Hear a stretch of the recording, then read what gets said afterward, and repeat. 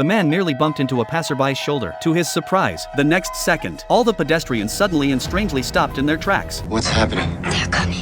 No one must move at this time, or their lives will be in danger. It was as if the whole world had been suspended and everyone was frozen in the last second of action. Even the red wine, which is comparable to gold, can only be wasted. As the atmosphere around her became more and more tense, the little girl saw a horrifying scene. Two mummy-like figures suddenly appeared on the steps. Then they quickly walked towards the crowd and began to scrutinize every passerby, trying to find a single flaw in their faces. Luckily, everyone remained still like statues, even holding their breath. But just as the mummy finishes examining a young man and turns to leave, a bee suddenly lands on the man's face and crawls straight for his eye. The tickling sensation was unbearable, but he forced himself to endure it to stay alive. But as the bee reached the corner of his eye, the man's eye instinctively flickered. This subtle movement was immediately noticed by the mummy.